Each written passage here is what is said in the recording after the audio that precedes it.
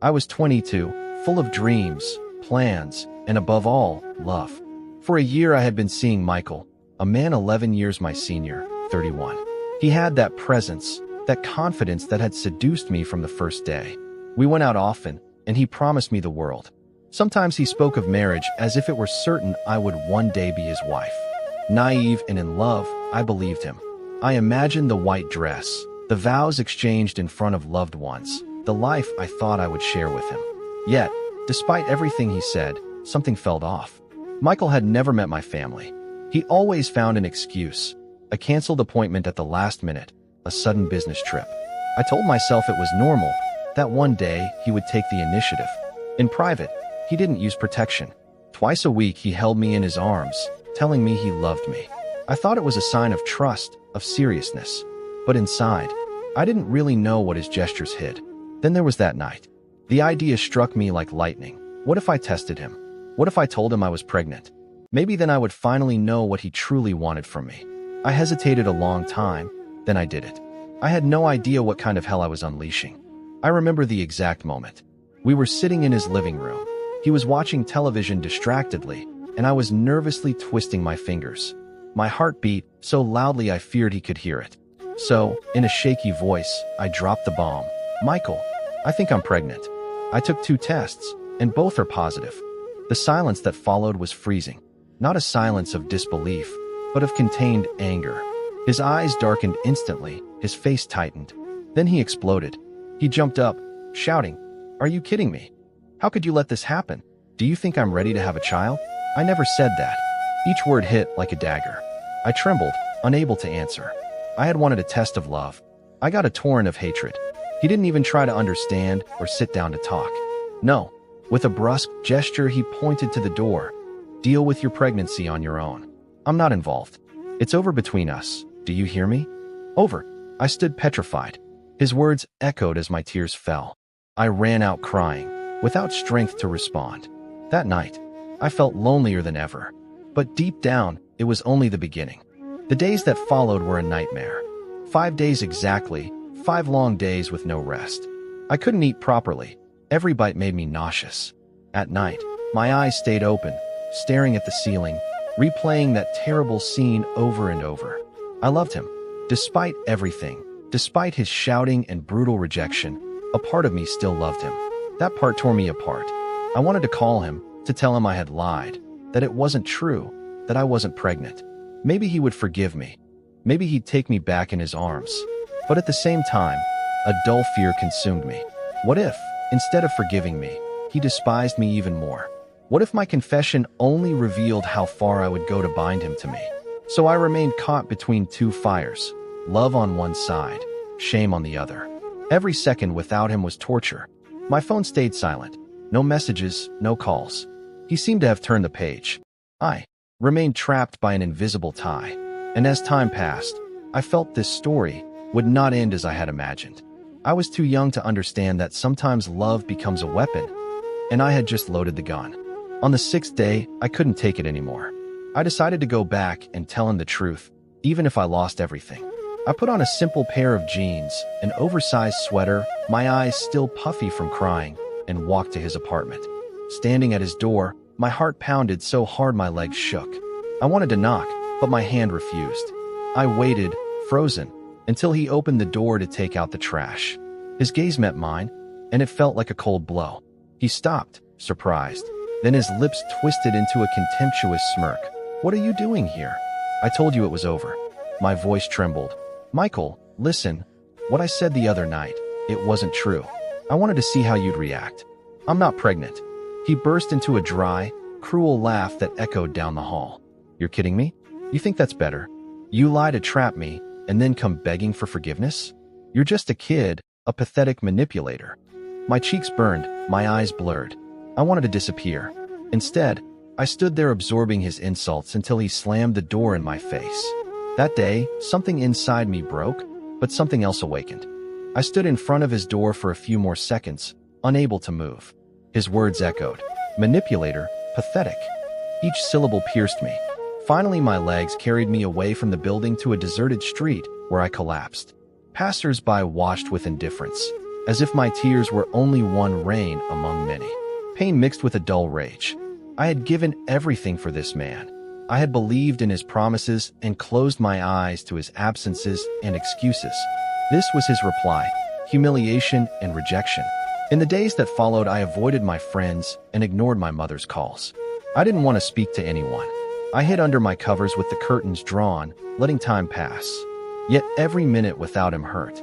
But something began to shift. I replayed our conversations, his offhand remarks. Details took on new colors. His phones turned off late at night, sudden trips, easy lies. A wild idea took hold. What if Michael was hiding something else? What if I had been a mere distraction in his complicated life? My heart still wanted to love him, but my mind demanded the truth. And the truth, I decided I would find it at any cost. I started discreetly. First, by watching him on social media. Michael wasn't very active, but his friends were. One photo here, one comment there, and a puzzle slowly formed. I learned he frequented a chic bar in town, went out with colleagues after work. But above all, I found a photo that chilled me. There he was, radiant, next to a woman, a confident brunette. The caption read, "Perfect night with my love." My chest tightened. Was she the real woman in his life? A partner I had never heard of? I scrolled more photos, anger rose. Trips, romantic dinners, weekends in the countryside. Everything I dreamed of living with him, he was giving to someone else. I was a pastime, a shadow on his calendar. Shock turned to cold determination. He had lied, manipulated, used me. When I dared to test his loyalty, he had thrown me away like nothing. A thought became clear. He would pay, not just for breaking me, but for treating my heart like a toy.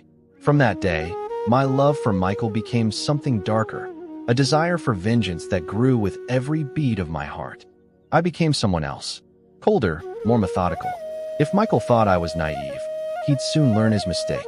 I began by learning about the woman in his photos. Her name was Claire, a respected lawyer known for rigor and ambition. According to my research, Michael and Claire had been together for years. So why me? Why keep me in the shadows between lies? Perhaps to flatter his ego, perhaps to satisfy his desires when she wasn't available. It didn't matter. I knew where to strike. For weeks I watched them. I learned their habits, favorite places, and circle of friends.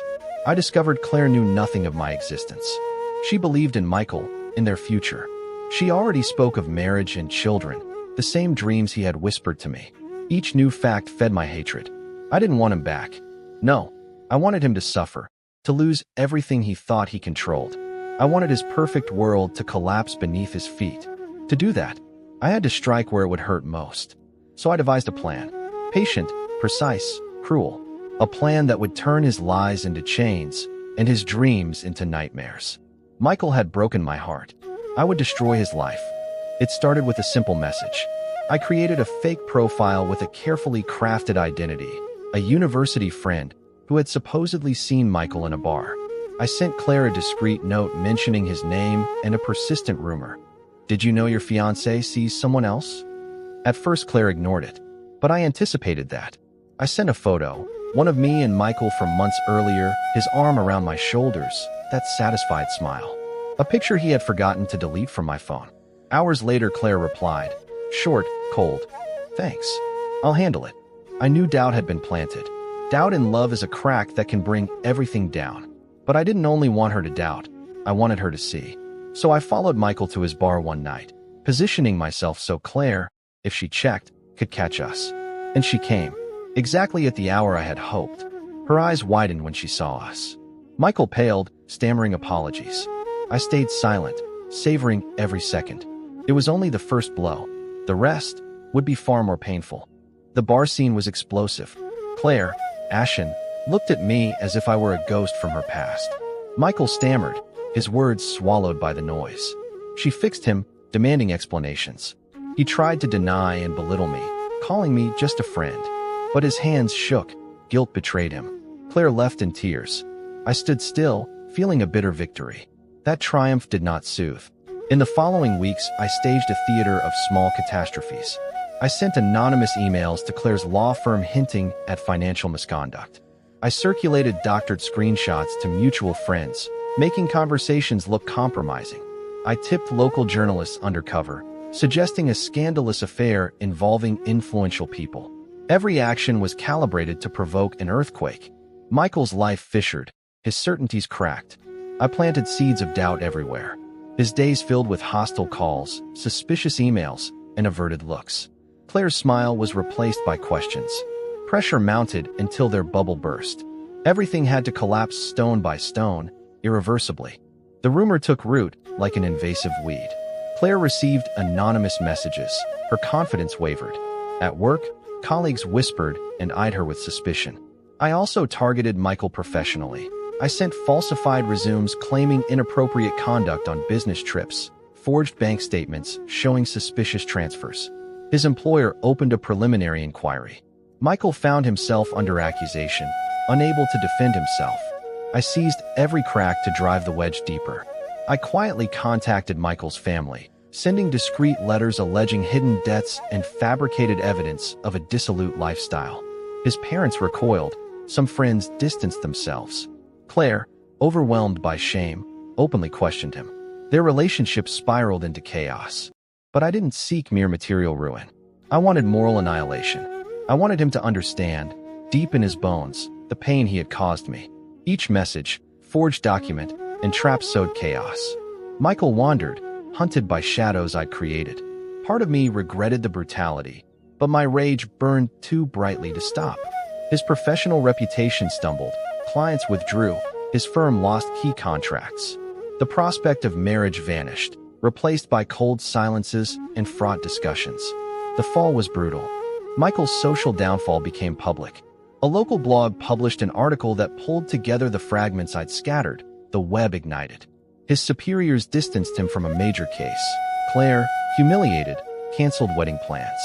Michael protested his innocence, but public opinion had become an unforgiving judge. Former friends retreated. His family feigned mortification. Yet I knew total victory required one final move. Visible wounds existed, but I wanted to strike at the intimate root that kept him standing at night. I decided to target his carefully maintained nest. His apartment had to become the site of revelation.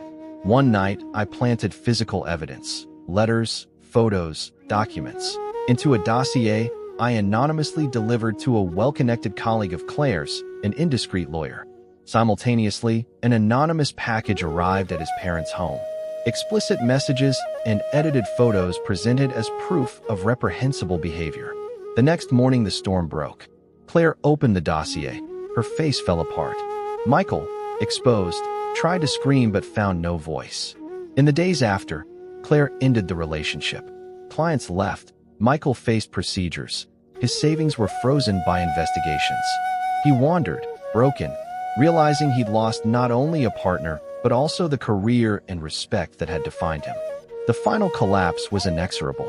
Procedures concluded, partners pulled out. Michael lost clients, status, and his home. His parents, overwhelmed, refused to host him. He drifted without an address, exhausted by dark days and numbing alcohol. I watched from afar, impassive, aware social justice had done its work, yet unsatisfied. I wanted a closing scene more personal. So I staged the last act. I discreetly invited people who mattered to him. Colleagues, family, friends, and especially Claire. I reserved a neutral room and announced a meeting to discuss Michael's professional rehabilitation. Curious, the guests came. Michael arrived, hopeful for a second chance. In the middle of the gathering, I spoke. Calmly, I recounted everything. His manipulations, his lies, the fabricated evidence, and the strategies I'd used to expose his true face. I then projected documents and photos, compromising correspondences, edited but convincing, onto the wall. Faces closed around him. Claire went pale and turned away. Michael realized there was no escape. He fell, desperate, under the unforgiving gaze of those he'd betrayed. I left the room in silence, my heart dry and my mouth bitter. My vengeance was accomplished, terrible, complete, merciless. The consequences were total. He had to sell his possessions, leave town, and start over as a nobody. As for me, I rebuilt my life, stronger, forever marked by a terrible, irreversible revenge.